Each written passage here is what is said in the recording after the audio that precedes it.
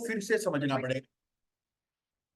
Net present value NPV, आपने बेटा initial cash outflow calculate कर लिया है, सब्सीक्वेंट कैश इनफ्लो कैलकुलेट कर लिया है, टर्मिनल कैश इनफ्लो भी कैलकुलेट कर लिया है।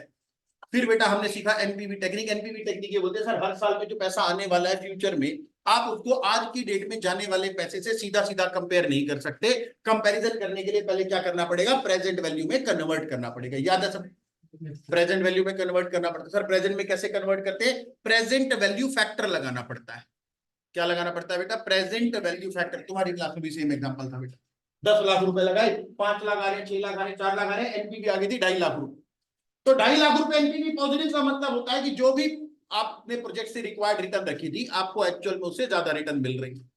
तो एनपीवी मेथड में फॉर्मूला होता है बेटा पीवीसीआई, यानी कि present value of cash inflow minus में present value of cash outflow. PVCI minus PVCO, PVCI minus PVCO, PVCI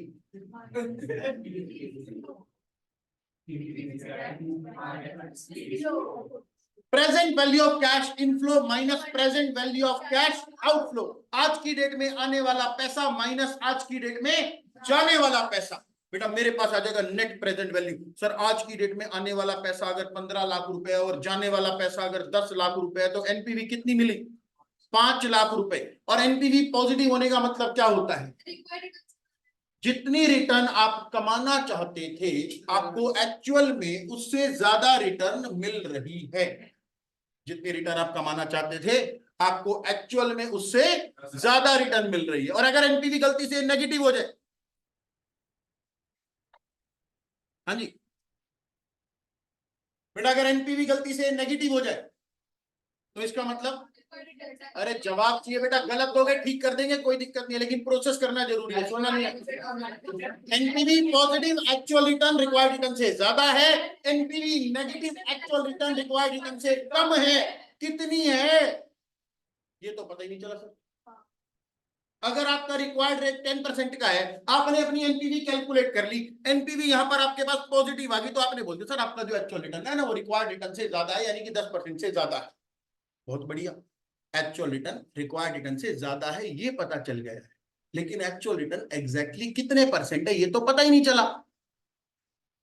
तो अब हम ढूंढने वाले हैं कि हमें कितने परसेंट की रिटर्न मिल रही है। कॉन्सेप्ट का नाम है इंटरनल रेट ऑफ रिटर्न। बेटा अगली टेक्निक हम लिख रहे हैं,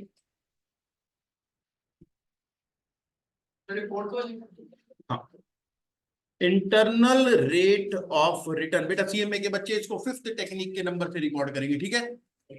5वीं टेक्निक, 4 टेक्निक हम पहले कर चुके हैं सीएमए की क्लास में। इंटरनल रेट ऑफ रिटर्न,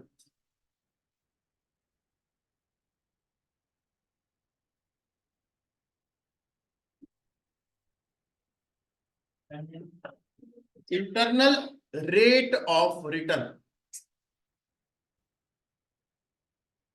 सिर्फ समझने की जरूरत है बेटा। छपाई कार्यक्रम होता रहेगा, मैं पीडीएफ शेयर कर दूं। सर आप तो करते नहीं। नहीं, जो तुमने बोला था मैंने बोल दिया, एक ही बात है, तुम्हारी सहायता करना मेरा काम है बेटा, मैं कर दूं। तुम बस समझने पे ध्यान लगाओ, मेरा पूरा इंटरेस्ट इस बात के ऊपर है कि तुमको समझ में आए पहले, ठीक है। अब क्या, कृपया ध्यान से समझे। IRR internal rate of return. बेटा आईआरआर मतलब एक्चुअल रिटर्न कितनी मिल रही है आप वो कैलकुलेट कर रहे हो। आप यहां पर ढूंढ रहे हो एक्चुअल रिटर्न, एआर। आपने ये देखा था कि अगर एनपीवी पॉजिटिव हो जाती है तो इसका मतलब ये होता है कि आपका एक्चुअल रिटर्न आपके रिक्वायर्ड रिटर्न से ज्यादा है। रिक्वायर्ड रिटर्न अभी हमने समझा था, रिक्वायर्ड रिटर्न मतलब जो आप चाहते हो, एक पर्टिकुलर प्रोजेक्ट से आप कितने परसेंट कमाना चाहते हो। आप कमाना चाहते हो 10%, जरूरी थोड़ी वो 10 ही देगा, वो 10 से ज्यादा भी दे सकता है, वो 10 से कम भी दे सकता है। वो एक्चुअल में कितना कमा के दे रहा है, मुझे एग्जैक्टली वहां तक पहुंचना, और बहुत आसान काम है। चलो, हमने बेटा एक प्रोजेक्ट को इवेल्युएट किया, एक पर्टिकुलर प्रोजेक्ट जा रहा था सामने से, मैंने रोका, मैंने कहा तुझे इवेल्युएट करूं। मैंने कहा मेरा रिक्वायर्ड रेट ऑफ रिटर्न है 10%। मैंने यानी कि डिस्काउंटिंग करी, प्रेजेंट वैल्यू निकाली, कौन से रेट का इस्तेमाल करके, 10% का इस्तेमाल करके। बेटा मैंने एनपीवी कैलकुलेट करी उसकी 10% पे, एनपीवी पॉजिटिव आ, कृपया ध्यान से समझे। एनपीवी बेटा उसकी पॉजिटिव आ गई 5,000 रुपए। एक प्रोजेक्ट था, मैंने 10% पे डिस्काउंटिंग करी और उसकी एनपीवी कैलकुलेट कर दी, एनपीवी उसकी पॉजिटिव आ गई है 5,000 रुपए। ठीक है, उसी प्रोजेक्ट को मैंने एक बारी फिर से एनपीवी कैलकुलेट करने की कोशिश करी और रिक्वायर्ड रेट रखा इस बारी 15%। सेम प्रोजेक्ट हर साल मैंने उसकी एनपीवी कैलकुलेट करी, 10% के हिसाब से कैलकुलेट करी, एनपीवी पॉजिटिव आ गई। मैंने 15% पे उसकी एनपीवी कैलकुलेट करी। पहला सवाल तुम सभी से ये है, सभी बच्चे इसका जवाब देने में सक्षम हो अगर थोड़ा सा भी दिमाग पे जोर डालो। सवाल ये है, जब आप एक प्रोजेक्ट के कैश फ्लो को 10% पे डिस्काउंट करते हो तो एनपीवी पॉजिटिव आ रही है 5,000 रुपए। अगर उसी कैश फ्लो को, उसी प्रोजेक्ट को मैं 15% पे डिस्काउंट करूं तो एनपीवी 5,000 से ज्यादा आएगी, 5,000 से कम आएगी, या 5,000 ही आ जाएगी? आज का बड़ा सवाल, सभी बच्चे बेटा मेरे सवाल को ध्यान से सुनिए। सवाल ये है, आपने एक प्रोजेक्ट को इवेल्युएट करा 10% के रेट पर, एनपीवी पॉजिटिव आ गई, 5,000 रुपए आपने कैलकुलेट कर ली है। मैं ये कह रहा हूं, अगर मैं उसी प्रोजेक्ट को एक हायर रेट पे डिस्काउंट करूं, 15% के रेट पे डिस्काउंटिंग करूं उसकी, तो एनपीवी इससे बढ़ जाएगी या इससे कम हो जाएगी, क्या यही रही?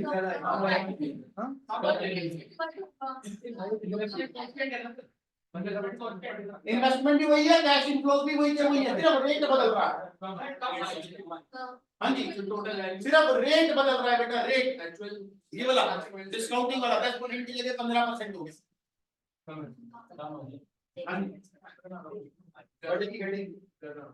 ज्यादा वाला कौन कौन है सर? रेट बढ़ाओगे एनपीवी बढ़ जाएगी। 4 बच्चे सर, रेट बढ़ेगा 5 बच्चे। सर रेट बढ़ाने से तो रिटर्न बढ़ जाती है, क्या बड़ी बात है? बिल्कुल बेटा, रेट बढ़ाने से रिटर्न बढ़ती है, इसमें कोई शंका ही नहीं है, लेकिन वो तब होता है जब आप आगे जाते हैं। आपने आज की रेट में 100 रुपए लगाए, आप कंपाउंडिंग अगर करो, फ्यूचर में अगर जाओ, कृपया ध्यान से समझो बेटा, अगर आप फ्यूचर में जाओगे तो पैसा 15% से बढ़ेगा। ओके, बहुत अच्छी बात है सर, 10 के मुकाबले 15 से बढ़ेगा, पैसा ज्यादा बढ़ेगा। और बेटा अगर मैं फ्यूचर वाले पैसे को प्रेजेंट में कन्वर्ट कर रहा हूं ना राइट नाउ, तो आप प्रेजेंट वैल्यू में लेकर आ रहे हो, फ्यूचर वाले पैसे को प्रेजेंट में लेकर के आ रहे हो, डिस्काउंटिंग करते हो तो जिस स्पीड से पैसा बढ़ रहा होता है ना, अगर 10 से बढ़ रहा होगा तो डिस्काउंटिंग भी किससे हुई होगी? 10 से। लेकिन अगर आपने 15 से बढ़ाया होगा तो घटाओगे भी किस रेट से? फिर 15 से। जब बेटा डिस्काउंटिंग 10% से होती है, इसका मतलब फ्यूचर वाले पैसे में से आप 10% की इनकम घटा रहे हो। 10% कम हुआ, 10% कम हुआ, 10%, जैसे ही रेट बढ़ा दिया डिस्काउंटिंग का, अब 10% कम नहीं होगा, 15 15 15 कम होता जाएगा, तो जो प्रेजेंट वैल्यू बचेगी वो ज्यादा बचेगी या कम बचेगी? कम बचेगी। प्रेजेंट वैल्यू कम बचेगी तो एनपीवी भी कम आएगी। कितना आसान बात सर, 10% रेट से कंपाउंड करेंगे, 10% की स्पीड से बढ़ाओगे, और अगर यही पैसा 15% की स्पीड से कम करना पड़ जाए तो 15%। तो जितना प्रेजेंट में पीछे आते जाओगे, 15% की गिरावट आती जाएगी उस पैसे में। तो जब डिस्काउंट रेट बढ़ जाता है तो डिस्काउंट रेट बढ़ने का मतलब है प्रेजेंट वैल्यू कम आने वाली है। प्रेजेंट वैल्यू कम आएगी तो एनपीवी भी कम आएगी। मुश्किल बात तो नहीं है कोई इसको समझने में, सबको पॉइंट क्लियर हो रहा है? बेटा हम डिस्काउंटिंग की बात कर रहे हैं, आप 10% से पैसा घटाओ या 15% से पैसा घटाओ, दोनों में फर्क। 15% से घटाएंगे तो प्रेजेंट वैल्यू कम आएगी, कोई दिक्कत तो नहीं है इसमें? ठीक है जी। तो बेटा ये बात अभी पहले हमने सही कर ली है अब, कि अगर हमने हायर रेट पे डिस्काउंटिंग करी, पुराने कोई रेट है 10%, नया डिस्काउंटिंग आपने करी 15% पे, तो एनपीवी आपकी कम आएगी, 5,000 से कम आएगी। वो 2,000 हो सकती है, वो 2,500 हो सकती है, वो इतनी कम भी हो सकती है कि वो माइनस में चली जाएगी, वो माइनस में भी जा सकती है। एनपीवी कैसे कैलकुलेट होती है sir? Present value of cash inflow minus में present value of cash outflow. पहले आपने 10% पे प्रेजेंट वैल्यू निकाली थी, अब आपने वो एनपीवी कौन से रेट पे निकाल दी? पीवीसीआई कम हो गई। ऐसा भी तो हो सकता है कि पीवीसीआई इतनी कम हो गई हो जिसमें से आप पीवीसीओ माइनस करोगे तो वो एनपीवी क्या हो जाए? नेगेटिव। वो 5,000 से घट के 4,000 भी हो सकती है, 3 भी हो सकती है, 2, 1,000, -500 भी हो सकती है, -3,000 भी हो सकती है, कोई भी फिगर हो सकता है, डिपेंड करता है कैश फ्लो कैसे। शब्द समझ में आ रहे? अब हमने बेटा एक प्रोजेक्ट को इवेल्युएट करा, एनपीवी कैलकुलेट करी, 10% के रेट पर डिस्काउंटिंग करा, 10% से सारे कैश फ्लो को प्रेजेंट में कन्वर्ट करा, पीवीसीओ माइनस करा, एनपीवी कैलकुलेट कर ली 5,000 रुपए पॉजिटिव। फिर मैंने एक हायर रेट पे डिस्काउंटिंग करी, ऑब्वियसली मेरी प्रेजेंट वैल्यूज कम आने वाली है, तो मेरी एनपीवी कम भी हो सकती है और नेगेटिव तक भी जा सकती है, तो मेरी एनपीवी नेगेटिव होगी -3000। इन दोनों जगह पर बेटा इंटरप्रिटेशन अलग अलग है। एनपीवी 10% पे कैलकुलेट करी, पॉजिटिव आ रही है। पॉजिटिव का मतलब क्या होता है? NPV positive means, NPV positive means Aditya, NPV positive means actual return is more than required return. Phone यहाँ पे फेंकेगा, यहाँ पे मैं लेने आऊं वहीं पे, हाँ साइड पे रख दे बिल्कुल। NPV positive means actual return is more than required return. NPV negative means actual return is less than required return. अब जब आपने 10% पे डिस्काउंटिंग करी, इसका मतलब एक्चुअल रिटर्न इज 10% से ज्यादा है, क्योंकि एनपीवी पॉजिटिव आई है। 10% पे इवैल्यूएशन करा, एनपीवी पॉजिटिव आ गई, तो ये बात कंफर्म हो गई कि एक्चुअल में जो रिटर्न मिल रही है वो 10 से ज्यादा मिल रही है। आपने 15% पे एनपीवी कैलकुलेट करी उसी प्रोजेक्ट की और एनपीवी नेगेटिव आ गई, इसका मतलब ये बात और कंफर्म हो गई कि उस प्रोजेक्ट पे जो एक्चुअल रिटर्न है वो 15% से कम है। कितना है वो अभी भी नहीं पता, लेकिन एक रेंज मिल गई है कि एनपीवी जो है वो 10% पे पॉजिटिव है, तो एक्चुअल रिटर्न 10% से ज्यादा है। एनपीवी अगर नेगेटिव है तो 15% से कम है, 10 और 15 के बीच में है, ये पता चल गया है। यानी कि अगर आपको एक्चुअल रिटर्न तक पहुंचना है तो पहले आपको दो ऐसे रेट ढूंढने पड़ेंगे जिस पर एक बार एनपीवी पॉजिटिव आ जाए और आप बोलो एक्चुअल रेट से ज्यादा है, और एक रेट ऐसा चाहिए होगा जिस पर एनपीवी नेगेटिव आ रही हो, ताकि आप ये बोलो कि एक्चुअल रेट इससे कम। इन दोनों के बीच में अब मुझे एक एक्चुअल रेट ढूंढना है जो इन दोनों के बीच में कहीं पर है। अब एक सवाल पूछ रहा हूं, कृपया थोड़ा सा दिमाग पे फिर से जोर डालें और मुझे इसका जवाब दें। अगर मैंने 10% एनपीवी कैलकुलेट करी पॉजिटिव है, 15% एनपीवी कैलकुलेट करी नेगेटिव है, अगर मैं एक्चुअल रेट पर ही एनपीवी निकाल दूं तो एनपीवी क्या आएगी? हाँ जी, अगर आप एक्चुअल रेट को ही अपना रिक्वायर्ड रेट बना लो, मुझे पता नहीं है वैसे कितना है, लेकिन अगर मैं एक्चुअल रेट को यूज करके ही एनपीवी निकाल दूं तो वो एनपीवी पॉजिटिव आएगी, नेगेटिव आएगी या जीरो आएगी? पक्की बात है ना ये सर, ये तो हमने एनपीवी के टाइम पे भी सीख लिया था। एनपीवी अगर जीरो होती है इसका मतलब एक्चुअल रेट ही कौन सा रेट है? रिक्वायर्ड। अगर आप एक्चुअल रेट को ही यूज कर लो एनपीवी निकालने के लिए तो उस पर एनपीवी क्या आनी चाहिए? जीरो आनी चाहिए। मेरे ख्याल से प्रोसेस माइंड में आ गया होगा। कैसे करेंगे सर इसको? अगर बेटा आप 5% आगे चले जाते हो, कितने प्रतिशत? 10 से आप 15 पे चले जाते हो तो आपकी एनपीवी घट जाती है, घट रही है ना? कितनी घट गई? कितनी घट गई? 2000 तो नहीं लग रहा किसी को? 8000 रुपए की रिडक्शन है बेटा ये। 5000 पॉजिटिव से 3000 नेगेटिव तक जाना है। 5000 पॉजिटिव वाले भी खत्म करने, ऐसे करोगे ना बेटा, 5000 माइनस में माइनस का 3000, तो कितने की रिडक्शन करनी पड़ेगी? 8000। तो अगर आप 5% आगे जाते हो तो एनपीवी घट जाएगी कितने हजार से? 8000 से। लेकिन आपको वहां तक जाना ही नहीं है, आपको तो एक ऐसा रेट तक जाना है जिस पर एनपीवी क्या हो जाए? जीरो हो जाए। तो कितने की एनपीवी घटानी पड़ेगी बेटा? 5000 से जीरो तक जाना हो तो कितनी एनपीवी घटानी चाहिए हमको? सर 5000 में से क्या घटाए कि जीरो आ जाए? बड़ा मुश्किल सवाल है। तो हम तो 5000 पूरी एनपीवी खत्म करना चाहते हैं। सवाल यह है कि कितनी आगे जाएं, 10% से कितनी आगे जाएं ताकि एनपीवी 5000 घट जाए। ये यूनिटरी मेथड का पूरा सत्संग अवेलेबल हो चुका है कि अगर आप 5% आगे जाते हो तो एनपीवी कितनी घट जाती है? 8000। तो 5000 घटाने के लिए कितना आगे जाना पड़ेगा? कैसे करते हैं इसको सर? 10 से आगे जाना है, ये बात तो पक्की है। किससे आगे जाना है? 10 से आगे जाना है, कुछ आगे जाना है। वो कुछ कितना होगा सर? अगर 8000 की एनपीवी घटानी हो तो 5% आगे जाना पड़ता है। कितने परसेंट? 5%। हमको कितनी घटानी है? 5000।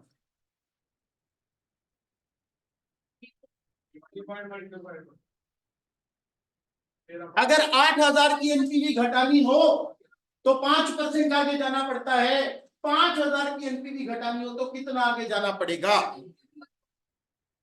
सर आपको 10 से आगे जाना पड़ेगा। कितना आगे जाना पड़ेगा? 3.125% आपको आगे जाना पड़ेगा। यानी कि जो क्वेश्चन मार्क है ना, इसकी वैल्यू है 3.125।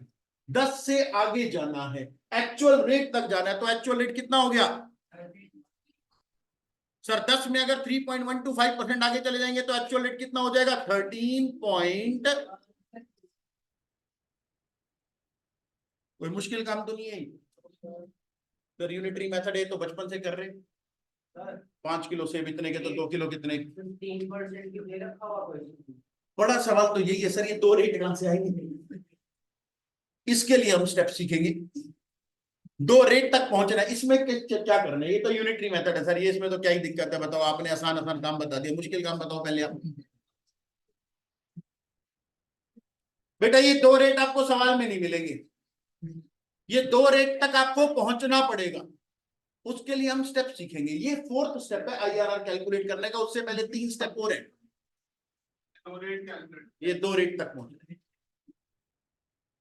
बातें नहीं करो बेटा, बहुत इंपॉर्टेंट है ये आईआरआर मेथड।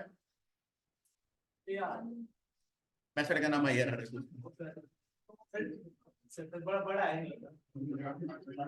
मेथड बड़ा। सर एक बार फिर बताओ, हो क्या रहा है इस मेथड में? यार तू बड़ा कंटेजियस है यार। क्या पता क्या कर रहा है? मैं बड़ी देर होगी डांटा नहीं डांटी। सुना है तूने कुछ क्लास के बारे में भी? क्या कर रहा था यहाँ पे? समझाया टॉपिक? फिर एक बार समझा दे क्या हुआ। सर आप एक बार और रिवाइज करो तो सुनो। मेरा टॉपिक का नाम क्या है? अरे नाम क्या है? IRR, internal rate of return. Sir NPV method ने हमें ये तो बता दिया कि अगर एनपीवी पॉजिटिव आ जाए किसी एक रेट पर, आपने एनपीवी निकाली डिस्काउंटिंग करके, अगर वो पॉजिटिव आ जाए तो इसका मतलब ये होगा कि एक्चुअल रिटर्न उससे ज्यादा है। अगर एनपीवी नेगेटिव आ जाए उस रेट के ऊपर तो इसका मतलब ये हुआ कि एक्चुअल रिटर्न उस रेट से कम है। लेकिन एक्चुअल रिटर्न है कितनी, वो तो अभी तक पता ही नहीं चला। कितने % रिटर्न मिल रही है प्रोजेक्ट से, वो हमको कैसे पता चलेगा? उसके लिए बेटा हमने मेथड सीखना है, IRR method, internal rate of return. IRR method हमको बताता है एक्चुअल रेट, कितना रेट हमको, कितनी एक्चुअल रिटर्न हमको मिल रही है।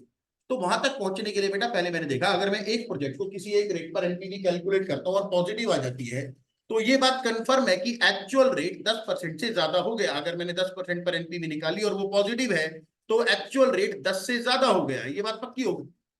और अगर आपने उसी प्रोजेक्ट की एनपीवी 15% पे कैलकुलेट करी और वो नेगेटिव आ गई, तो ये बात भी पक्की होगी कि एक्चुअल रेट 15% से कम है। यानी कि एक्चुअल रेट की एक रेंज मिल गई है, 10 से ज्यादा, 15 से कम। इसका मतलब इस मेथड को सॉल्व करने के लिए आपको 2 रेट ऐसे चाहिए जिसमें लोअर रेट जो कि 10% है उस पर आपकी एनपीवी पॉजिटिव हो, ताकि आप ये बोलो कि एक्चुअल रिटर्न 10% से ज्यादा है। सर ये जो 10% है, ये minimum required rate of return नहीं। आईआरआर तक पहुंचने के लिए आपको रिक्वायर्ड रेट ऑफ रिटर्न सवाल कभी भी प्रोवाइड नहीं करेगा। जब हम फ्यूचर से प्रेजेंट वैल्यू में जाते हैं, ये डिस्काउंटिंग का रेट है जिसपे आपने वो प्रेजेंट वैल्यू फैक्टर निकाले। अब ये रेट 10% कैसे आएगा, उसके लिए हम स्टेप सीखेंगे।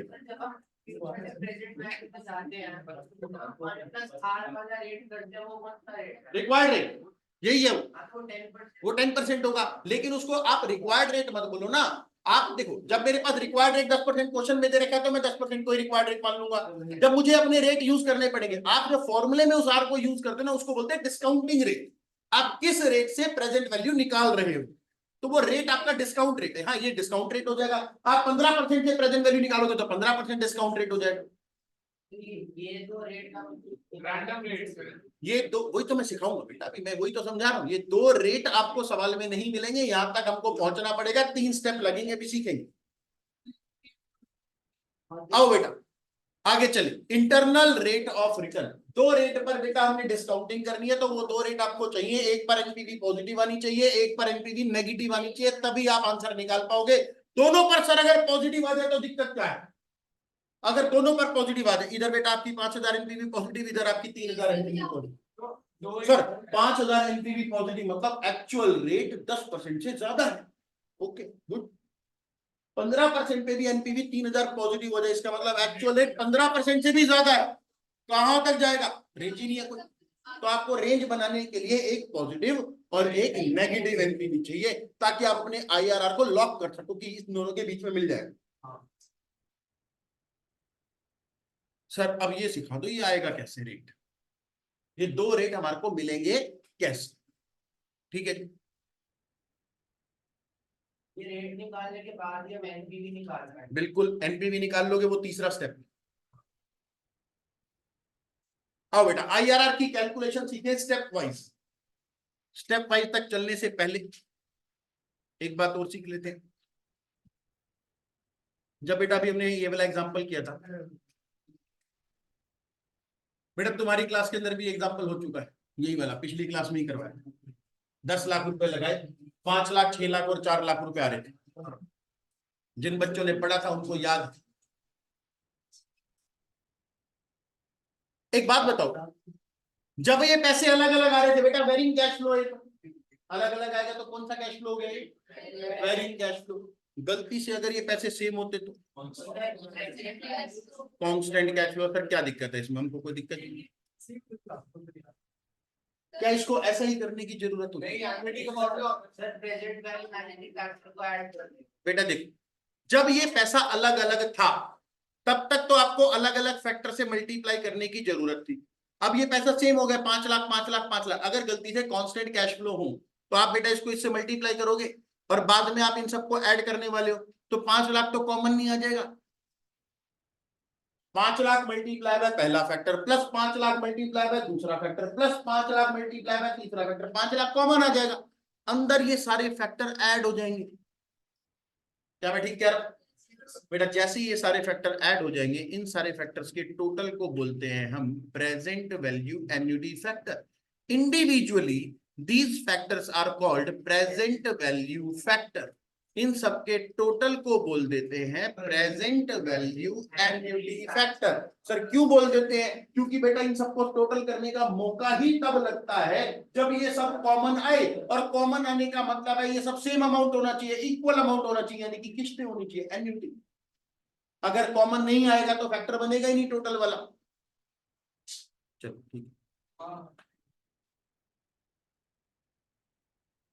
मैं फॉर्मूला बता रहा हूं बेटा प्रेजेंट वैल्यू निकालने का। अगर आपके पास वेरिंग कैश फ्लो है तो आप प्रेजेंट वैल्यू निकालोगे बेटा। हर साल के कैश फ्लो को मल्टीप्लाई करते हो प्रेजेंट वैल्यू फैक्टर से, जो कि डिपेंड करता है किसी ना किसी रेट और टाइम पर। और अगर मान लो किस्तें हैं, एन्युटी है, तो आपको क्या कर लेना चाहिए? सर 5 लाख तो कॉमन आ गया, अंदर सारे फैक्टर ऐड हो जाएंगे। फ्यूचर वैल्यू की जगह बेटा आप क्या लिखोगे? एन्युटी। सर हर साल 5-5 लाख मिल रहे, मल्टीप्लाई बाय पीवीएएफ। आपको अलग अलग सॉल्व करने की जरूरत नहीं है। पहले साल का 5 लाख, दूसरे साल का 5 लाख, तीसरे साल का 5 लाख, अलग अलग फैक्टर लगाने की रिक्वायरमेंट नहीं है। क्या करना पड़ेगा सर? एनयूटी से मल्टीप्लाई कर देंगे पीवीएएफ। बेटा मैं आज एक लेक्चर भी अपलोड कर दूंगा तुम्हारे उस पर ग्रुप के ऊपर, टाइम वैल्यू ऑफ मनी वाला। प्रेजेंट वैल्यू की प्रैक्टिस करने के लिए आप उसको यूज कर सकते हो, ठीक है। केस 1, केस 2, केस 3 उसके अंदर है। हमने तो पढ़े फिलहाल बेटा, आपने पढ़े तो सबने, क्या याद नहीं आते बस। ये दो फॉर्मूले अपने को चाहिए रहेंगे सवालों में। कैसे चाहिए होंगे बेटा? हमारे को कैश फ्लो होगा, प्रेजेंट वैल्यू निकालनी पड़ेगी, कांस्टेंट हो जाएगा तो ऐसे यूज कर लोगे, वेरिंग होगा तो इसको ऐसे यूज कर लेंगे। आओ जरा आईआरआर के बारे में सीखते हैं। सर ये आप आईआरआर से पहले क्यों पढ़ा रहे हो बेटा? आओ जरा आईआरआर के स्टेप्स में इसको कैसे यूज किया जाएगा समझिए। इंटरनल रेट ऑफ रिटर्न, हमने ये देख लिया कि इंटरनल रेट ऑफ रिटर्न निकालना बहुत आसान है, यूनिटरी मेथड की कैलकुलेशन से निकल आएगा, लेकिन उसके लिए आपको दो रेट चाहिए होंगे, दोनों पर एनपीवी चाहिए होगी। अब ये दो रेट तक हम कैसे पहुंचेंगे वो देखना है। एक एग्जांपल से बेटा मैं आईआरआर के सारे स्टेप सिखा रहा हूं। टाइम 0 पर बेटा आपने एक प्रोजेक्ट में पैसा लगाया है,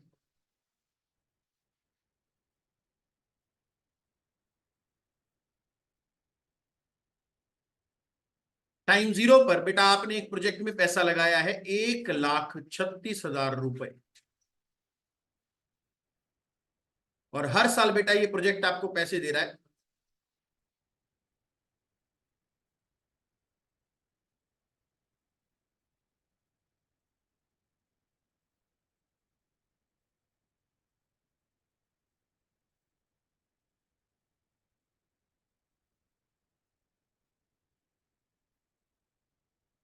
तो बेटा 1,36,000 रुपए आपने लगाए हैं, हर साल आपको पैसे मिल रहे हैं 30, 40, 60, 30, 20। सर इस पर टर्मिनल ऐड नहीं करें। बेटा टर्मिनल अगर होगा तो मैं 5वें साल के कैश फ्लो में ही ऐड कर दूं। ठीक है, मान के चलो इसी में जुड़ा हुआ है, वो भी तो टाइम 5 पे ही मिलेगा। हाँ जी, 1,36,000 रुपए बेटा आपने इनिशियली लगाए हैं, हर साल आपको 30,000, 40,000, 60,000, 30,000 और 20,000 मिल रहे हैं। ठीक है जी। अब बेटा आपको इसका IRR ढूंढना है, इंटरनल रेट ऑफ रिटर्न। कोई रेट नहीं मिलेगा सवाल से आपको, आपने अपने रेट्स खुद ढूंढने हैं। आओ जरा सीखिए।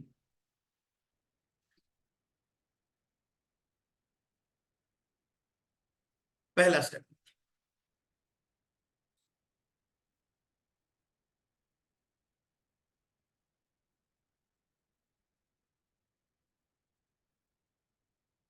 बेटा मैं सारे स्टेप्स लॉजिक के साथ समझाऊंगा। अंत तक पहुंचते पहुंचते अगर किसी को ऐसा लगे सर मेरे को तो स्टेप्स ही याद करने हैं, ठीक है, लॉजिक की मेरे को कोई रिक्वायरमेंट नहीं है, तो स्टेप्स याद करोगे 5 मिनट के अंदर सारे स्टेप कवर हो जाएंगे बेटा। सवाल करने लगोगे 5 मिनट में IRR बाहर आ जाएगी। इससे बड़ा मेथड नहीं है, लेकिन समझने के लिए हम इसके ऊपर एक पूरा घंटा लगाने वाले हैं, ताकि आपको कहानी समझ में आए, रीजन समझ में आए कि ऐसी ऐसी कैलकुलेशन हो क्यों रही है। ठीक है, लास्ट में पहुंचने के बाद आप खुद डिसाइड कर लो कि लॉजिक के साथ चलना है या फिर स्टेप्स याद करके चलना है। ठीक है, वो तुम्हारे ऊपर है।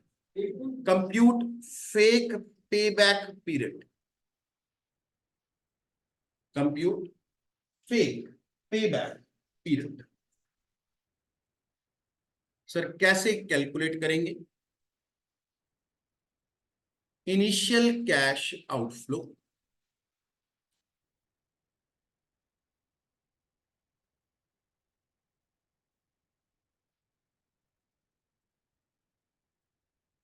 Average cash inflow.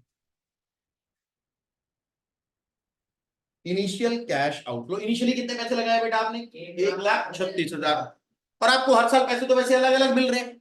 एवरेजली कितना मिल रहा है? कैलकुलेटर चलाओ, कैलकुलेटर। एवरेजली कितना पैसा मिल रहा है आपको? सर 30, 40, 60, 30, 20 सबका टोटल करो और 5 साल से डिवाइड करके बताओ एवरेजली कितना पैसा मिल रहा है। एवरेजली कितना पैसा मिल रहा है बेटा? एवरेज सभी बच्चे अपने कैलकुलेटर पे 36,000 रुपए मिल रहे हैं बेटा एवरेज। इन सबका टोटल 1,80,000 आएगा, 5 से डिवाइड करोगे 36,000 रुपए आपको एवरेज मिल रहे हैं। जरा ध्यान से समझो, अभी 1,36,000 रुपए आपने इनिशियली लगाए हैं इस प्रोजेक्ट में, और ये प्रोजेक्ट आपको एवरेजली 36,000 कमा करके दे रहा है। तो आपका पे बैक पीरियड कितने टाइम में पैसा आपका रिकवर हो जाता है बेटा? 3.778 कर देते हैं। पे बैक पीरियड सबने सीखा हुआ है ना? हाँ जी। पेबैक पीरियड जब सेम जब इक्वल अमाउंट मिलता है तभी वाला फॉर्मूला लगता है ना सर जब इक्वल अमाउंट होता है तभी तो फॉर्मूला आता है, लेकिन फॉर्मूले में आप एवरेज की जगह क्या लिखते हो? Per annum cash inflow, initial cash outflow upon per annum. Sir जब वैरिंग कैश फ्लो होता है ऐसे थोड़ी करते हैं, वहां पर हम क्यूमुलेटिव करते हैं। क्या करते हैं? क्या लिखा है?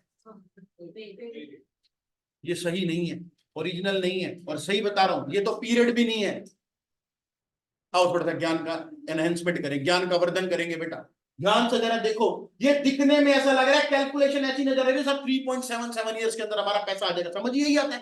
सर इनिशियली 1,36,000 रुपए लगाए हैं, हर साल एवरेजली 36,000 रुपए मिल जाएंगे, तो मेरा पैसा कितने समय में रिकवर हो जाएगा? वो समय यानी कि ईयर 3.77 ईयर।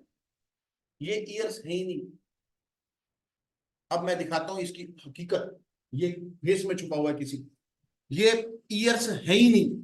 ये क्या है सर? जरा एक चीज देखो बेटा, अगर आपको हर साल 36,000 रुपए का कैश फ्लो मिले, कृपया ध्यान से समझे, थोड़ा सा फोकस लगाओगे बहुत मजा आएगा। सर हमें तो नींद आ रही है। हाँ जी, टाइम जीरो पर कितने पैसे लगाए बेटा आपने? 1,80,000, सॉरी 1,36,000, और आपने एवरेज करने के बाद ये बोल दिया कि मुझे हर साल कितने कितने पैसे मिल रहे हैं? 36,000 रुपए मिल रहे हैं। मैं जानना चाहता हूं इन सब की प्रेजेंट वैल्यू कैसे निकालूंगी? प्रेजेंट वैल्यू कैसे निकालोगे? क्या सबको अलग अलग प्रेजेंट वैल्यू फैक्टर से मल्टीप्लाई करोगे या प्रेजेंट वैल्यू यूनिटी फैक्टर से काम चल जाएगा? हाँ जी, क्या सारी जनता मेरे साथ है? सर इस सबको प्रेजेंट वैल्यू में निकालने के लिए आपको अलग अलग फैक्टर की रिक्वायरमेंट नहीं है, आप प्रेजेंट वैल्यू यूनिटी फैक्टर से काम चला सकते हो। कहो हाँ, जबरदस्ती का नहीं है, जिसको पूछना पूछ भी सकते हैं। सर क्यों? हाँ जी, किसी को कोई दिक्कत है तो बेटा बताओ, तुमको ही पूछना पड़ेगा बेटा, मैं सबकी नजरों में ऐसे घुस घुस, शक्तियां नहीं है ना वो, तो सबको देख के बताओ इसको समझ में नहीं आ रहा। हाँ जी, तो बेटा क्योंकि ये पैसा हर साल सेम सेम है, तो इसको प्रेजेंट वैल्यू में कन्वर्ट करने के लिए आपको कौन सा वेक्टर लगाना चाहिए? Annuity vector. मुझे रेट नहीं पता, फिलहाल रेट को साइड में रखते हैं, प्रेजेंट वैल्यू निकालने की कोशिश करते हैं। सर 36,000 की अगर आप प्रेजेंट वैल्यू निकालना चाहते हो हर साल के, तो आप एक ही फैक्टर लगा दो, प्रेजेंट वैल्यू एन्युटी फैक्टर, और ये किस पर डिपेंड होगा? रेट और टाइम पर। टाइम तो मुझे पता है 5 साल, कोई दिक्कत नहीं है ना इसके अंदर, इससे प्रेजेंट वैल्यू में आ जाएगा, इससे सारे के सारे पीवीसीआई बन जाएंगे। और अगर आपको एक ऐसा रेट चाहिए हो जो एक्चुअल रेट हो, और आप एक्चुअल रेट के ऊपर एनपीवी क्या एक्सपेक्ट करते हो? एनपीवी पॉजिटिव होनी चाहिए, नेगेटिव होनी चाहिए, या जीरो होनी चाहिए? एक्चुअल रेट पर आप क्या एनपीवी एक्सपेक्ट करते हो? एनपीवी पॉजिटिव हो, जीरो हो, नेगेटिव हो, क्या कह रहे हो सर? एक्चुअल रेट पर एनपीवी जीरो होनी चाहिए, यानी कि पीवीसीआई में से अगर मैं पीवीसीओ माइनस कर दूं 1,36,000 रुपए, तो एनपीवी कितनी आनी चाहिए? जीरो। तो ये कौन सा रेट हो जाएगा? मेरे को एक्चुअल रेट तो ढूंढना है ना, तो एक्चुअल रेट हो जाएगा ये वाला। सर एक्चुअल रेट पर एनपीवी क्या होती है? जीरो होती है। 36,000 को प्रेजेंट में कन्वर्ट करो, पीवीसीआई आएगा, माइनस में पीवीसीओ करेंगे, एनपीवी जीरो आ जाएगी। आओ जरा आगे लेके चले इसको। Sir 36,000 multiply by present value annuity factor किसी रेट पर, रेट आपको नहीं पता, वही तो ढूंढने आए हैं। एक्चुअल रेट क्या होगा जिस पर एनपीवी क्या आ जाए? जीरो, यानी कि पीवीसीआई और पीवीसीओ दोनों बराबर हो जाने चाहिए। इसको इस तरफ शिफ्ट कर दोगे तो 136 यहां पर आ जाए। अब PVF is equal to 1,36,000 divided by, shift कर दो ना बेटा यहां पर, 36,000 क्या आया ये? ओ माय गॉड, ये जो 3.778 हमें लग रहा था कि ईयर्स है, ये ईयर्स नहीं है, ये तो ईयर्स के नाम पे छुपा हुआ एक फैक्टर है। इसको बोलते हैं प्रेजेंट वैल्यू एन्युटी फैक्टर। तो जो आपने अभी ढूंढा है ना, वो ईयर्स नहीं ढूंढे हैं 3.778 करके, आपने ढूंढे हैं फैक्टर। एक ऐसा फैक्टर ढूंढा है जिसको अगर 5 साल पे किसी रेट से कैलकुलेट किया जाए तो वो कितना आना चाहिए? 3.778। और अगर मुझे वो रेट मिल जाए जिस रेट पर ये फैक्टर है, तो वही मेरा एक्चुअल रेट, वही मेरा कौन सा रेट बन जाएगा? लेकिन इसका मतलब एक्चुअल रेट मिल जाएगा ना आपको? सही एक्चुअल रेट आएगा कि नहीं आएगा? क्या वो सही एक्चुअल रेट? अरे जब रेट ही मिल गया एनपीवी जीरो, दो रेट क्यों चाहिए मुझे? यही एक्चुअल रेट नहीं आ गया, एक्चुअल रेट ही तो निकाला तुमने, अब मुझे दो रेट की रिक्वायरमेंट ही नहीं है। सर क्या हुआ क्या यार? बेटा आपको एक्चुअल रेट चाहिए, एक्चुअल रेट में हमारे को ये भी पता है कि एनपीवी निकालेंगे तो जीरो आनी चाहिए, और अगर किसी रेट पर एनपीवी जीरो है तो वही मेरा एक्चुअल रेट है। पॉइंट तो यही है। अगर आपको एक ऐसा रेट मिल जाए जिस पर ये फैक्टर बनता है 3.778, इसका मतलब वही आपका एक्चुअल रेट हो जाएगा इस सवाल में। लेकिन एक गड़बड़ है, आपने बेटा इस रेट को ढूंढने के लिए कैश फ्लो कितना यूज किया है हर साल? 36,000, 36,000, 36,000। क्या ओरिजिनल कैश फ्लो यही था? सर ओरिजिनल कैश फ्लो तो ऐसा दिखता था, 30, 40, 60, 30, 20। लेकिन हमने अपने सवाल को आसान करने के लिए हमने क्या कर दिया? एवरेज कर दिया। सर बिना एवरेज करे हम आगे चल सकते हैं? बिल्कुल नहीं चल सकते बेटा। आपको एक ऐसा रेट चाहिए जिस पर आपकी एनपीवी क्या आ जाए? जीरो आ जाए। एक ऐसा रेट बताओ जिस पर एनपीवी क्या आ जाए? जीरो। बेटा अगर कैश फ्लो कांस्टेंट नहीं होगा ना, जो आपने यहाँ पर 36 यूज करा है, अगर ये कांस्टेंट नहीं होगा तो आपके पास 5 अलग अलग फैक्टर होंगे। पहले साल के लिए फैक्टर अलग लगेगा, दूसरे साल के लिए फैक्टर अलग लगेगा, तीसरे साल के लिए फैक्टर अलग, 5 मिसिंग फैक्टर होंगे। फिलहाल तो एक ही मिसिंग फैक्टर है। तो सवाल को सही आंसर तक पहुंचाने के लिए हमने सबसे पहले स्टेप पे ही एक जुगाड़ क्या कैलकुलेट कर दिया कि हमने भैया ओरिजिनल कैश फ्लोज को बदल के, जो कि वेरिंग होते थे, उनको बदल के कांस्टेंट कैश फ्लो बना दिया। पहला स्टेप ही गलत कर दिया, कांस्टेंट कैश फ्लो कर दिया। और क्या कांस्टेंट कैश फ्लो से एक रेट जो मिलेगा, क्या वो रेट सही मिलेगा? सर ओरिजिनल कैश फ्लो ये थे ही नहीं। जब कैश फ्लो ये नहीं थे तो पीछे जाके फैक्टर सही कैसे मिल जाएगा? फैक्टर अगर सही नहीं मिलेगा तो रेट कैसे सही मिल जाएगा? तो इसका मतलब अभी अगर आपको जो रेट मिलेगा वो फैक्टर के हिसाब से तो ठीक होगा, लेकिन वो आपका एक्चुअल रेट ऑफ रिटर्न नहीं है प्रोजेक्ट का। क्यों नहीं है? कौन बताएगा बेटा क्यों वो एक्चुअल रेट ऑफ रिटर्न नहीं हो सकता? क्योंकि जो रेट आपने ढूंढा है वो ये मानते हुए ढूंढा है कि कैश फ्लो हर साल कितने कितने हैं, 36,000 रुपए पर एनम। क्या एक्चुअल कैश फ्लो 36,000 रुपए पर एनम है? एक्चुअल में कैश फ्लो 36,000 नहीं, एक्चुअल में 30 40 60 30 20। तो जो रेट आपने ढूंढा है वो रेट आपने कांस्टेंट कैश फ्लो के साथ ढूंढा है, ठीक है जी। और आपको चाहिए एक्चुअल रेट कौन से कैश फ्लो के लिए? 30 40 60 30 20 के लिए। तो अब हम आगे चलेंगे। ये बेटा सिर्फ एक्सप्लेनेशन के लिए समझाया था ताकि कंफ्यूजन में ना रहो कि ये ईयर्स है, ये ईयर्स नहीं है, ये एक फैक्टर है। कौन सा फैक्टर है? पीवीएफ का फैक्टर है। कौन सा फैक्टर है बेटा? ये पीवीएफ। अब आपको एक ऐसा रेट ढूंढना है, कांस्टेंट कैश फ्लो का आंसर यही होगा। बिल्कुल। अगर ओरिजिनली क्वेश्चन में ही कांस्टेंट कैश फ्लो हो तो यही रेट मेरा आंसर होगा, क्योंकि मैंने तो कोई मिस्टेक करी नहीं। 36,000 36,000 36,000 दे रखे थे, मैंने उसी का रेट ढूंढ लिया, काम खत्म। हाँ जी बेटा, किसी को कोई दिक्कत हो रही? सर यहां से जा, ये बेटा ऐसे ही जाएगा अगर फोकस नहीं लगा। 5 मिनट भी ध्यान इधर उधर करना, गायब है। ठीक है, कृपया ध्यान से समझे। सर एक बार फिर बता दो क्या करवाया क्या है। सर समझ गया, हम हमको नहीं देख रहा। नहीं नहीं सर, नहीं सुनो मेरी बात। अरे नहीं बता रहा, वो नहीं बता रहा जो बता चुका, कुछ और बताओ। Internal rate of return IRR हमें ढूंढना है, एक ऐसा रेट जो मेरे प्रोजेक्ट की एक्चुअल रिटर्न। अब बेटा एक्चुअल रिटर्न तक पहुंचने के लिए मुझे दो रेट्स की आवश्यकता होती है, जिस पर एक लोअर रेट हो और एक हायर रेट हो। लेकिन एक्चुअल रेट वो होता है जिस पर आपके प्रोजेक्ट की एनपीवी क्या आ जाए, 0 आ जाए। इस बात को बस समझ के रखो बेटा, इसको अगर पकड़ के रखोगे ना तो कॉन्सेप्ट समझ में आएगा।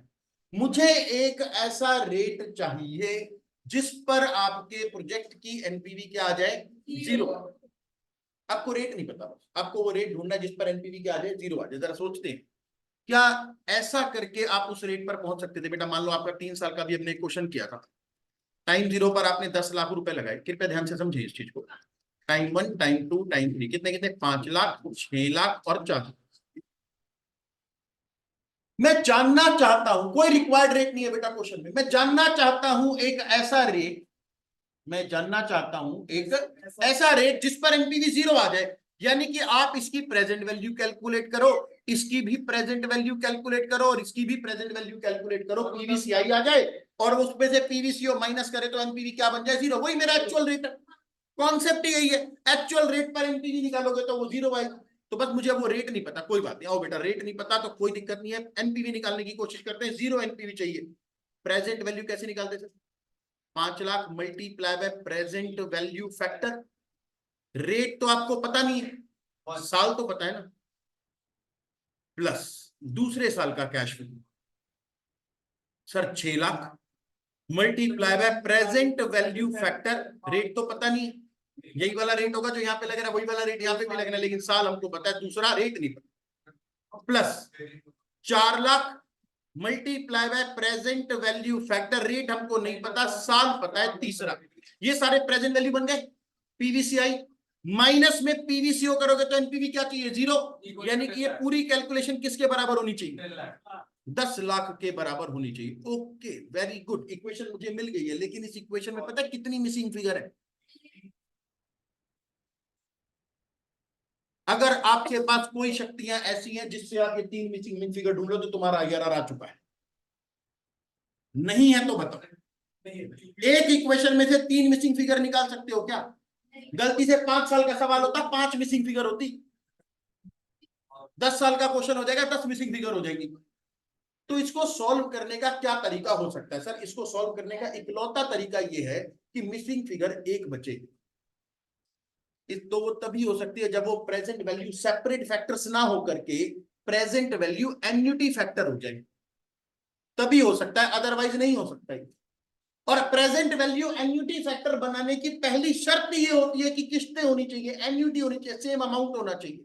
तो हमने क्या किया, हमने अपने वेरिंग कैश फ्लोज को उठा करके कांस्टेंट कैश फ्लो बना दिया, 36,000। अब ये एन्युटी है, एनयूटी को प्रेजेंट में कन्वर्ट करने के लिए क्या लगता है, पीवीएफ। पीवीएफ हमारे पास आ चुका है 3.778।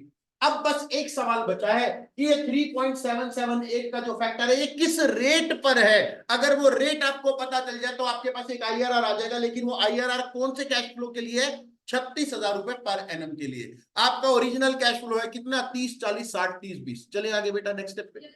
फर्स्ट स्टेप पे हमने एक फैक्टर ढूंढ लिया है, ये फैक्टर लेकिन सही नहीं है। क्या मैं ठीक कह रहा हूं, क्या ये फैक्टर सही नहीं है? क्यों नहीं?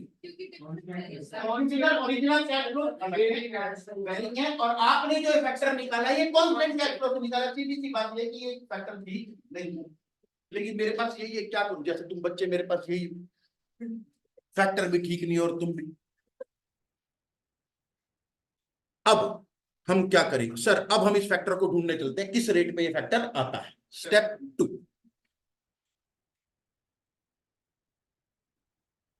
कई बार क्या होता है, ज्यादा गहराई में जाने लगते हैं ना, डूबा ऐसे लगता है डूब रहे, लेकिन जब एकदम से आंसर प्रकट हो जाएगा तब तुमको सही लगेगा। 4 और चौथा स्टेप तुम सबसे पहले पहले कर चुके हो, वो यूनिटरी मेथड। 5% आगे जाते हैं तो 8,000 की घटना। नहीं नहीं नहीं, सिर्फ फर्स्ट स्टेप पे मेहनत है, सेकंड स्टेप पे तो मेहनत ही नहीं। थर्ड स्टेप तो सबसे आसान और फोर्थ तुम कर चुके हो। सर आपका इंटरव्यू अभी तक चल रहा है, किसमें? हम 5 बजे तक पढ़ेंगे। हम ये वाली टेक्निक तक पढ़ेंगे, बस टेक्निक खत्म, तुम कर लो। सुनो, अरे पढ़ लो यार, पढ़ लो, बहुत मजा आ रहा है मेरे को तो पढ़ाने में। स्टेप 2 बेटा सुनो, इतनी मुश्किल से बेटा समेट समेट के तुम्हारे को यहां तक लाया हूं मैं, ठीक है? अपना ध्यान मत भटकने दो, और साथ वाला तुम्हारा भटकाने की कोशिश उसको दूसरी सीट पे जाके बैठ, ठीक है? अब आओ, पहला स्टेप क्या हो चुका है सर, एक फैक्टर मिल गया है, लेकिन ये फैक्टर सही फैक्टर नहीं है क्योंकि ये कांस्टेंट कैश फ्लो से कैलकुलेट किया है, वेरिंग से नहीं। आओ, लेकिन हमारे पास यही एक चीज है, इसको यूज करेंगे और रेट तक पहुंचेंगे। लिखेंगे बेटा सर्च, आओ फैक्टर ढूंढे, आओ फैक्टर ढूंढने। Search fake payback. बेटा तुम कितनी किताबों की खाक छान लेना, जो कॉन्सेप्ट तुम्हारे को अभी मिल रहा है ना, ये किसी किताब में तुम्हारे को पढ़ने को भी नहीं मिलेगा। सर्च फेक पेबैक पीरियड, जो हमने फेक पेबैक पीरियड लिखा तो है इन टेबल। कौन सी टेबल में जाके ढूंढोगे, प्रेजेंट वैल्यू फैक्टर में या प्रेजेंट वैल्यू एन्युटी फैक्टर में? सर ये तो पीवीएफ का फैक्टर है, तो पीवीएफ वाली टेबल में हम इसको ढूंढेंगे। Search fake payback period in table PVF, यानी कि एन्युटी फैक्टर वाली, यानी कि एक्यूमुलेटेड फैक्टर वाली टेबल में आपको ढूंढना पड़ेगा। पीवीएफ इन कौन से साल में ढूंढोगे, 4 साल, 5 साल, 8 साल? हाँ जी, अरे निपत होगा नला।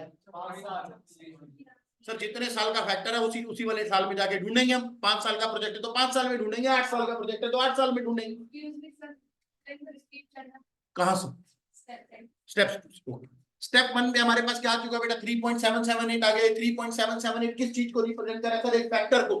किसी रेट पर ये फैक्टर है, वो रेट ढूंढना है हमने। कौन सी टेबल में ढूंढोगे, पीवीएफ की टेबल में ढूंढोगे। कौन से वाले साल पे जाकर के फैक्टर देखोगे, 5 साल पे जाके फैक्टर देखेंगे, वही लिखा है मेरा। Search fake payback period in table PVF in life of project. हमारे प्रोजेक्ट की लाइफ 5 साल है। In life of project,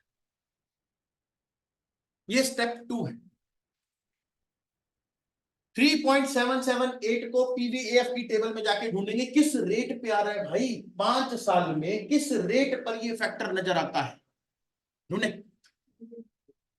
sir ढूंढना ही पड़ेगा, आपने कौन सा छोड़ दिया।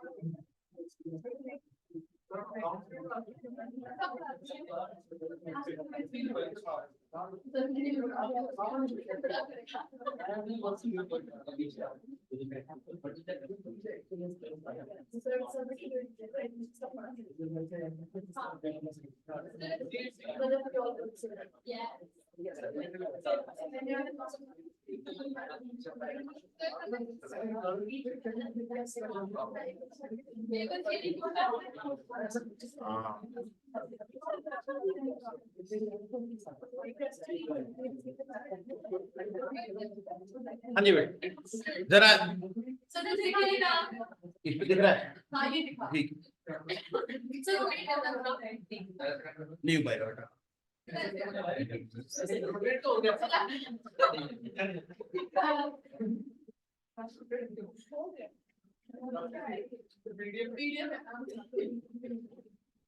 एक मैं रिस्क ले सकता हूँ, मैंने एक बारी पहले कर दिया था कहीं पे। स्क्रीन रोटेट करेंगे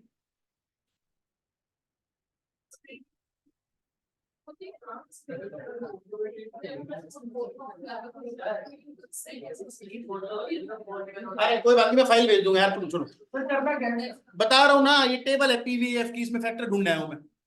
लिखा है ना अभी तूने इंग्लिश में, क्या लिखा स्टेप टेबल में भी हमने स्टेप 2 क्या लिखा है सर, हमें फेक पेबैक ढूंढना है। कहां पर ढूंढना है? टेबल में ढूंढना है। ये वो टेबल है बेटा जिसमें ढूंढने के लिए आए हो आप।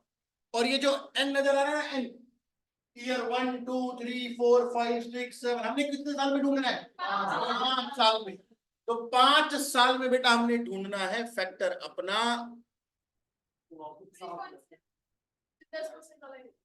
हाँ बेटा, और जूम कर दो। ये एग्जैक्टली नहीं मिलेगा कभी भी। तुमको कितना सर्च करना था? 3.778 टेबल में आए, 5 साल में सर्च करना है। हमारे को चाहिए 3.778, 10% के ऊपर जो फैक्टर दिखेगा ना बेटा वो है 3.7908। 10%, 3.77 तो नहीं है, आपको इससे कम फैक्टर चाहिए, जो 3.79 से कम चाहिए। हायर रेट पे जाना पड़ेगा, हायर रेट पे जाते तो प्रेजेंट वैल्यू कम आती है।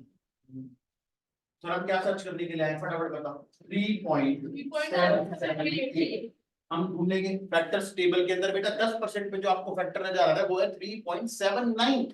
आजकल 3.79 3.77 से ज्यादा होता है ना, ये वैल्यू ज्यादा है, हमें इससे कम वैल्यू चाहिए, तो हायर रेट पे जाना पड़ेगा। अभी थोड़ी देर पहले बताया था तुमने भी, सर रेट बढ़ा देंगे तो प्रेजेंट वैल्यू कम हो जाए।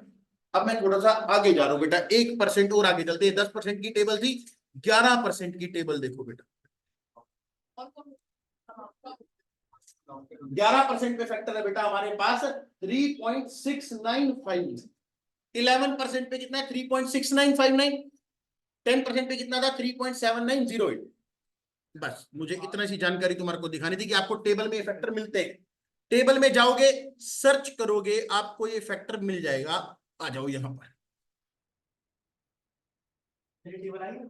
बिल्कुल मिलेगी बेटा। जब भी आईआरआर का क्वेश्चन आएगा टेबल पेपर में मिलेगी मिलेगी। ठीक है जी, तो आपको टेबल मिली, आपने टेबल खोली, 5 साल में जाके सर्च करना शुरू करा। 5 साल की टेबल में 1%, 2%, 3%, 4%, 5%, 7%, 10% पे जाओगे तो क्या दिखेगा? 3.7908। सर हमने देखा कि 10% पे मिला है 3.7908 और 11% पे मिला था 3.6909 था, जो भी था यही था। तुम हम बता नहीं सकते क्या? कुछ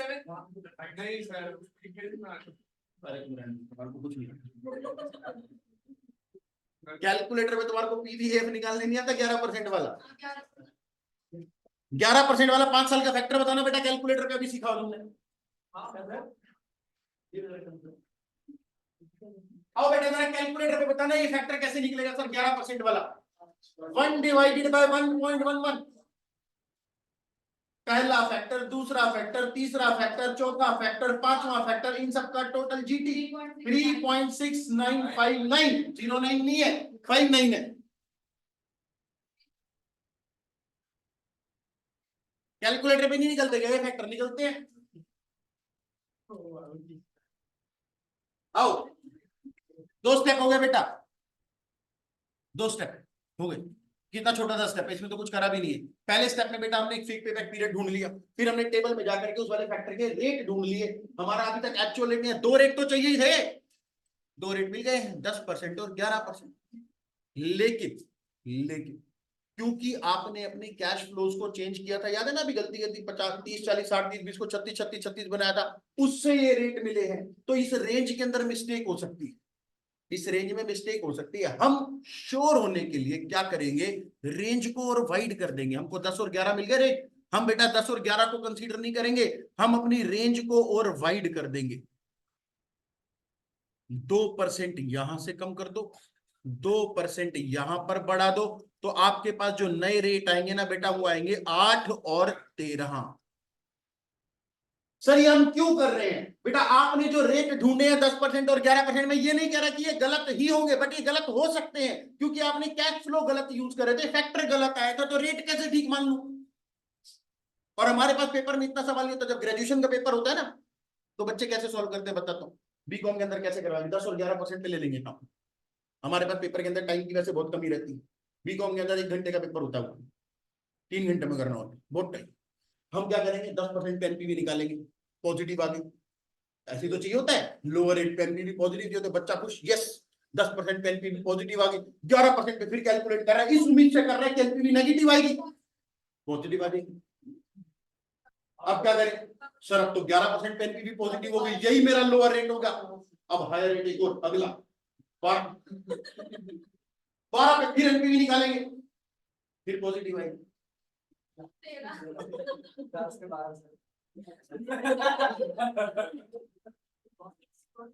कैसे करेंगे इसको, हमारे पास टाइम नहीं है, हमको चाहिए एक वाइड रेंज। मैं यहां पर ये बोतल खोल के खड़ा हो जाऊं, पीछे वाले को बोलूं कंचा फेंक इसमें, चांस कम है ना इसमें जाने का। और अगर मैं पूरी पूरी बाल्टी लेके खड़ा हो जाऊं तो उसमें चांस ज्यादा है, मैं बस वो बाल्टी क्रिएट कर रहा हूं। हम रेंज वाइड कर रहे हैं, रेंज वाइड करने का पर्पस क्या है, ताकि मेरा आंसर उसके बीच में फॉल कर जाए। एक रेट ऐसा मिल जाए जिस पर एनपीवी पॉजिटिव हो, और एक रेट ऐसा बन जाए जिस पर एनपीवी नेगेटिव हो। ज्यादा गैप में पॉजिटिव और नेगेटिव होने का चांस ज्यादा है, कम गैप के अंदर पॉजिटिव और नेगेटिव बनने का चांस कम है। ठीक है जी, तो हमने क्या करा, 2-2% का गैप क्रिएट कर दिया। मेरे पास नया लोअर रेट कितना है, 8% है। वैसे इस वाले सवाल का जो आंसर है वो 10.8981% आने वाला है, तुम्हारा 10 और 11 के बीच में भी आता है इसका आंसर। ठीक है, लेकिन फिलहाल हम 8% पे और 13% पे काम करेंगे। क्या स्टेप 2 सभी बच्चों को क्लियर है। स्टेप 2 क्या करा सर, स्टेप 1 में हमने क्या निकाल लिया था, फेक पे बैक निकाल लिया, पीछे जाके टेबल में सर्च कर लिया, हमें एग्जैक्टली नहीं मिला, कोई बात नहीं, हमने एक रेंज पकड़ ली, 10 और 11 के बीच में तो 3.77 आता है ना, 10 के ऊपर 3.79, 11 के ऊपर 3.69, इन दोनों के बीच में 3.77 है, हमें वो रेट तक पहुंचना है। लेकिन जैसे ही मुझे 10 और 11 मिला, मैंने कहा नहीं भैया इसमें रिस्क ज्यादा है, ऐसा भी हो सकता है कि दोनों रेट पे पॉजिटिव एनपीवी मिल जाए, ऐसा भी हो सकता है कि दोनों रेट पे नेगेटिव एनपीवी मिल जाए, तो मैंने रेंज थोड़ी सी वाइड कर दी है, 2-2% वाइड कर दी, लोअर रेट को 2% और कम कर दिया, हायर रेट को 2% और बढ़ा दी। ठीक है जी, 2 स्टेप समझ में आ गए। सर मेरे पास 2 रेट आ चुके हैं, एक होता है लोअर रेट, क्या बोलते हैं इसको हम, और एक को बोलते हैं हम हायर रेट। तो लोअर रेट एंड हायर, इसका एक और नाम भी होता है बेटा, इस 8 और 13% को हम बोलते हैं लोकेटेड आईआरआर। किसके बीच में हमारे को आईआरआर मिल जाएगी, लोकेटेड आईआरआर। तुमको पता है आईआरआर मेथड का दूसरा नाम क्या है, ट्रायल एंड एरर मेथड। ऐसे ही होता है, ऐसा हो सकता है कि तुम क्वेश्चन में इसको 8 और 13 पे सॉल्व कर रहे होगे, क्वेश्चन इसको 10 और 13 के बीच में सॉल्व कर रहा होगा, क्या दिक्कत है, जो चीज 8 और 13 के बीच में आती है वो 10 और 13 के बीच में भी तो आ सकती है। आओ जी, स्टेप 2 हो गया सर, स्टेप 2 हो गया, बहुत मजा आया, 2 स्टेप कर लिए हमने।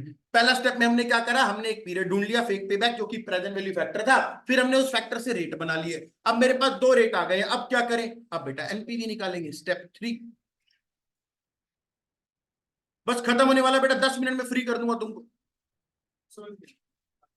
Compute NPV at lower rate, 8 और 13 दोनों पूरी रेंज को बोलते हैं बेटा लोकेटेड आईआरआर, 8 और 13 के बीच में आएगा ना, रेंज को बोल रहे हैं लोकेटेड आईआरआर, इन दोनों के बीच में आईआरआर आने वाली है। मेरे पास यहाँ पर 3 मार्कर पड़े और 3 बच्चे मेरे निशाने पर है, मैं बहुत तेज फैक्टर, क्या मतलब फ्लैश है क्या? Compute NPV at lower rate and higher. Compute NPV at lower rate and higher rate. Lower rate कितना है? हायर रेट कितना है? आओ जरा एनपीवी निकाल। बेटा बातें नहीं करोगे ना तो 10 मिनट में छुट्टी हो जाएगी, बातें करते रहोगे बिठा के रखूंगा। टाइम 1 2 3 4 5। कैश फ्लो, ऋतिक अब बात नहीं करो बेटा ना, अरे तू गुसर गुसर कर रहा है कुछ कुछ। कैश फ्लो बेटा, कैश फ्लो कितने आने वाले हैं सर? हमारे पास ऊपर ऊपर सवाल में लिखे हुए थे, कौन रीड करके बताएगा? कैश फ्लो कितने आ रहे थे ओरिजिनल? 30 40 60 30 20। तो ओरिजिनल कैश फ्लो थे बेटा 30,000 40,000 60,000 30,000 20,000। इनको बेटा एनपीवी में एनपीवी निकालनी है। एनपीवी निकालने के लिए प्रेजेंट वैल्यू निकालनी पड़ती है। प्रेजेंट वैल्यू के लिए प्रेजेंट वैल्यू फैक्टर चाहिए आपको। लोअर रेट पर भी एनपीवी निकालनी है और हायर रेट पर भी। पहले present value factor eight lower rate लगा लो बेटा। लोअर रेट है हमारे पास 8%। कौन बताएगा मेरे को? बाहुबली। 8% के फैक्टर क्या होते हैं? 0.9 कैसे निकालते हैं सर? एक बार बता दो, सबको बता दो, सारे बच्चे कर पाएंगे। 1 डिवाइडेड बाय 1.08 पहला फैक्टर, दूसरा फैक्टर, तीसरा फैक्टर, चौथा फैक्टर, पांचवा फैक्टर। बताओ कितना आ रहा है? 0.9 to 6 9 to 5 5 but 9 आ गए 0.857 6 लोग हैं sir 9 to 6 857 79 0.79 3 okay 0.75 0.680 630। Present value बताओ बेटा मल्टीप्लाई करके। बातें मत करो। 8% वाली प्रेजेंट वैल्यू। सर 1 रुपए की वैल्यू इतनी तो 30,000 की कितनी? एक की इतनी तो 40,000। टोटल बता दो बेटा मेरे को अपने अपने कैलकुलेटर पे। आज दिखाओ अपने कैलकुलेटर की शक्तियां। Present value of cash inflow total बता दो मुझे। टोटल ग्रैंड टोटल वाला बटन भी होता है, एम प्लस वाला बटन भी होता है ना। चलो चलो चलो कैलकुलेटर। 148 45। हाँ ठीक कह रहे बेटा, ये सही कह रहे, बिल्कुल सही निकाल। 260 ये भी ठीक है। 200 से ऊपर सब ठीक है बेटा। अरे वो फैक्टर का डिफरेंस हो जाता है ना, upper round off, lower round off, no round of.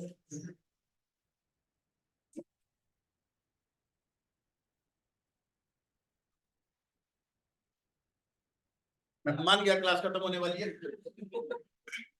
कौन मंत्र फूक रहा है?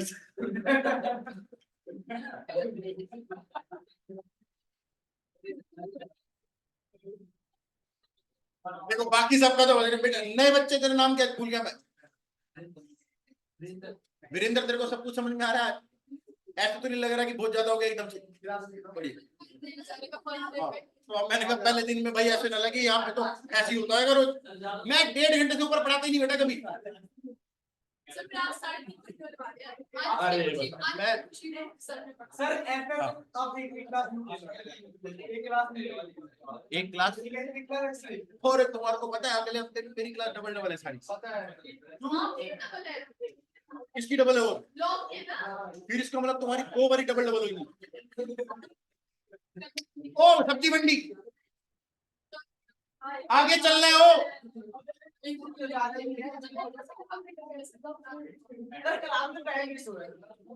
पढ़ ही रहे हैं। एक मिनट मैं बोलता हूँ। प्रेजेंट वैल्यू फैक्टर बेटा 9% वाला बताओ। नोनी तेरा तुम्हारे साथ रह रहे कि तुम्हारे जैसा होता जा रहा हूँ। जल्दी खत्म करनी पड़ेगी क्लास। 1.28 और भाई साहब तेरा बर्गर बुक है बेटा एक और। प्रेजेंट वैल्यू निकाल दिया इसने सीधा। फैक्टर तुम अपनी नोटबुक में करते रहो वालसियों। बता फरहान आंसर बता। मैंने 13 वाला बताया। हाँ 13 वाला ही पूछ रहा हूँ बेटा मैं। 1,28,650।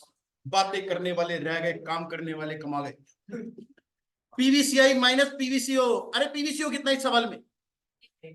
1,36,000 रुपए।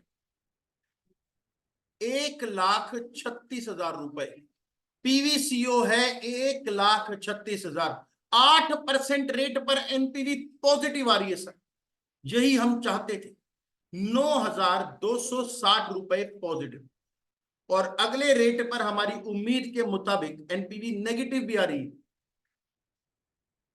आपको बेटा लोअर रेट पर एनपीवी पॉजिटिव चाहिए होती है ताकि आप बोलो कि एक्चुअल रेट लोअर से ज्यादा है, हायर रेट पर एनपीवी नेगेटिव चाहिए होती है ताकि आप बोलो कि एक्चुअल रेट हायर से कम है। कितना आ रहा है एनपीवी नेगेटिव? 7350, बिल्कुल ठीक है। इसको ये हो गई बेटा हमारे पास एनपीवी। इसका मतलब ये बात तो कंफर्म होगी कि एक्चुअल रेट 8% से ज्यादा है क्योंकि एनपीवी पॉजिटिव।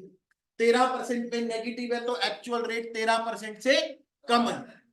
सर अब आएंगे हम लास्ट स्टेप पे, आईआरआर के लास्ट स्टेप पे, जो आपने सबसे पहले पहले लगाया था, ये जो यूनिटरी मेथड था आपके पास, यही तो था पहले। 10% पे पॉजिटिव एनपीवी, 15% पे नेगेटिव एनपीवी। हमारे एग्जांपल में क्या हुआ क्वेश्चन में? 8% पे पॉजिटिव एनपीवी, 13% पे नेगेटिव एनपीवी। आओ जरा यूनिटरी मेथड लगाएं और उस यूनिटरी मेथड को एक फॉर्मूले की शक्ल दें। स्टेप 4, आईआरआर खत्म होने वाला बेटा, बस खत्म। लोअर रेट, बेटा समझने पे इंटरेस्ट लगाओ। Lower rate plus NPV at lower rate upon NPV at higher rate, नहीं लोअर रेट, माइनस में NPV at higher rate multiply by delta R. ये बेटा यूनिटरी मेथड वाला फॉर्मूला है। सर आपने क्यों लिखा है? हमको यूनिटरी मेथड से इतना मजा आया था, 5% आगे जाते हैं तो 8,000 से एनपीवी घट जाती है, ये वही है। सर यकीन नहीं हो रहा, हो गया इतना आसान सामान, इतना मुश्किल फॉर्मूला, लेकिन बेटा यही है।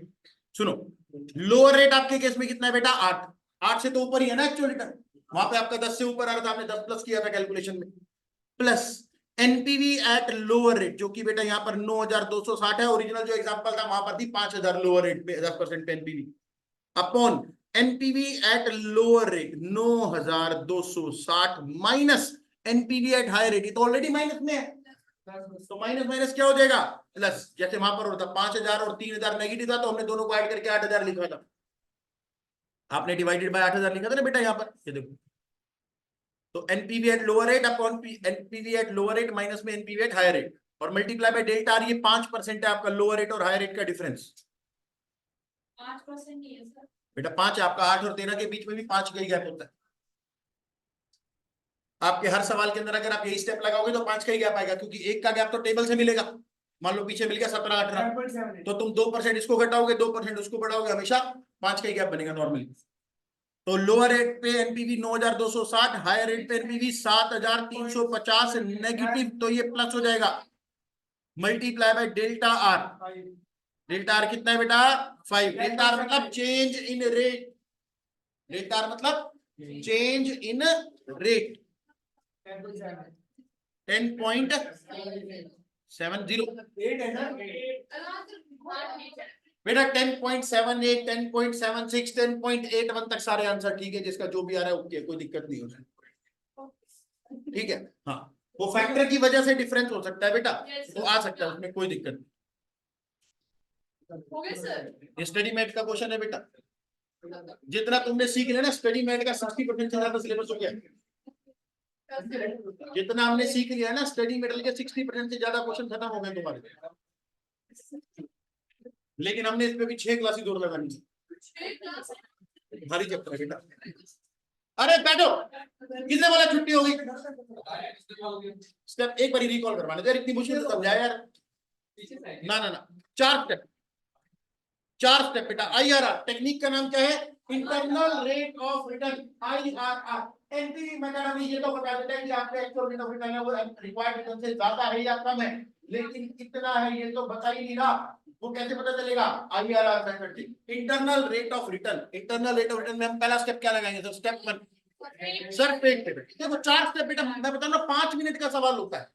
पहला स्टेप फेक पेबैक कैसे निकालेंगे? मनस्वी बेटा फेक पेबैक कैसे निकालेंगे? ये देखो मनस्वी बेटा तेरा ही नाम है।